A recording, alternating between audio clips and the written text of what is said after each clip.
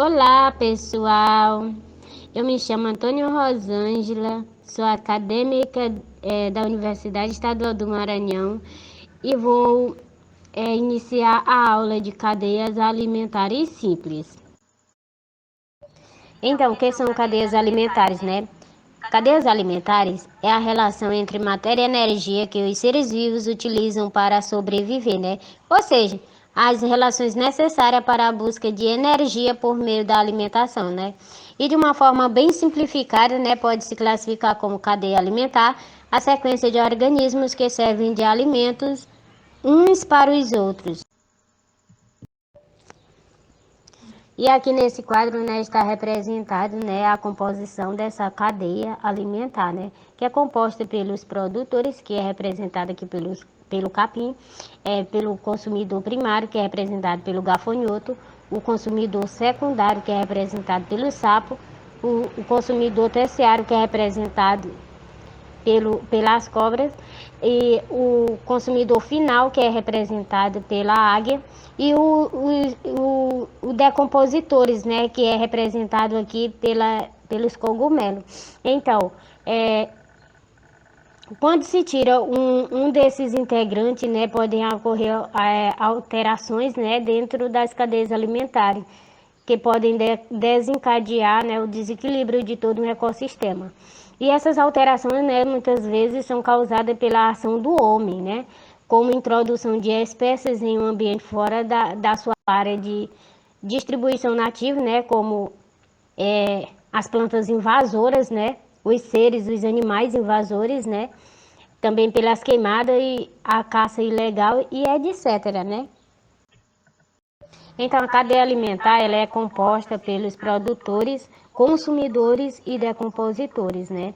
Também chamado de nível trófico. Então, aqui é só um esquema representando tudo que já foi falado anteriormente, né? A composição dela, quais são os seres que a compõem e etc. O primeiro nível trófico, ele é representado aqui pelos produtores. E os produtores são quem, né? São os seres que produzem o próprio alimento. E que seres são esses, né?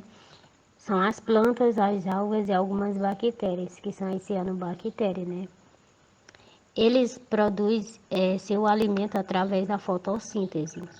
E o que é essa fotossíntese, né? É o processo em que há a produção de alimento na presença da luz.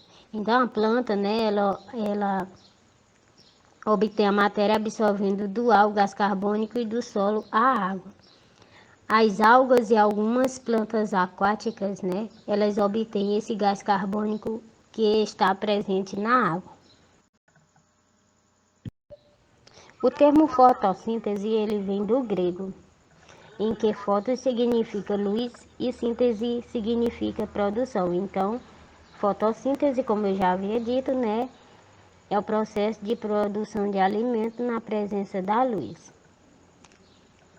A fotossíntese, né, ela é responsável pela produção da glicose. E o que é essa glicose? Né? Um tipo de açúcar fundamental para a nutrição e sobrevivência da planta. E também do gás oxigênio, que é liberado no ambiente. Esse processo, né, ele ocorre na presença da energia solar e da substância clorofila que dá a cor verde às plantas. E aqui nessa figura está representado, né, o processo de fotossíntese, né, como acontece ele, quais são os fatores, né, necessários para que ocorra esse processo e também quais são, né, o resultado desse processo.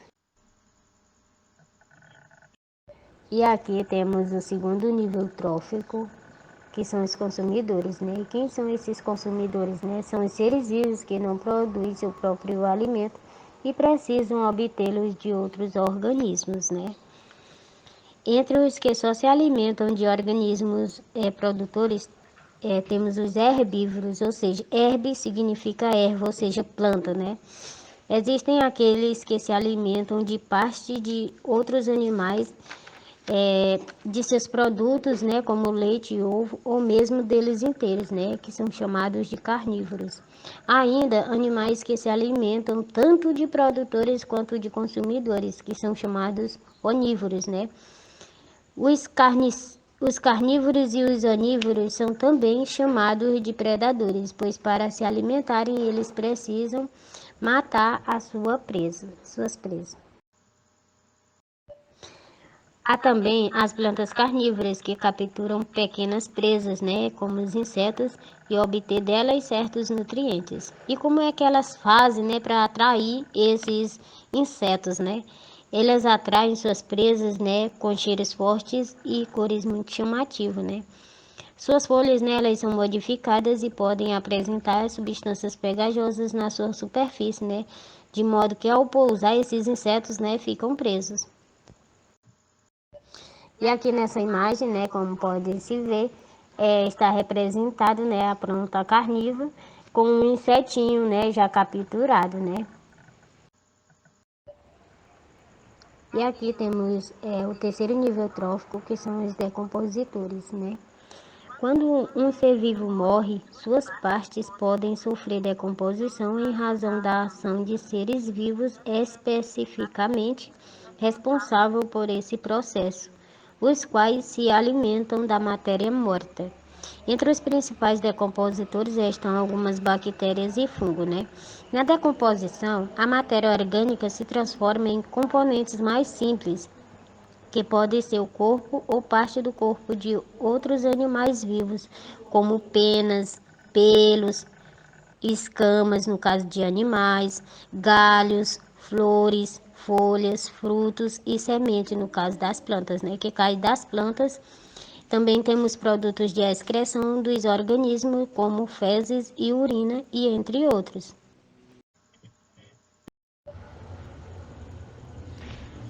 Toda essa matéria, ao ser decomposta, retorna ao ambiente pela ação das bactérias e dos fungos. Os fungos, por exemplo, né, eles digerem a matéria orgânica e absorvem o que precisam. O que não aproveita, né, fica no ambiente. E é dessa forma, né, que ocorre a fertilização natural do solo. Sem a decomposição, né, a vida conhecida como a conhecemos, né, não seria possível, pois os nutrientes do planeta poderiam se esgotar, né, ou seja, acabar. Além desses três níveis tróficos, ainda temos outros facilitadores da decomposição. Alguns animais auxiliam os fungos e as bactérias na decomposição, pois se alimentam dos restos de outros organismos, como folhas, galhos, flores, frutos e outros compostos vegetais, que são chamados detritívoros, né, que se alimentam de detritos, ou seja, pequenos fragmentos. Quando se alimentam desses restos de outros organismos vivos, acabam também se alimentando dos organismos que estão realizando a decomposição desses detritos. E como exemplo temos aqui as minhocas, os piolhos de cobra e alguns besouros que facilitam o processo de decomposição, que depois é finalizado por bactérias e fungos. As moscas varejeiras colocam seus ovos em animais mortos. Deles eclodem as larvas que se alimentam dos restos do cadáver.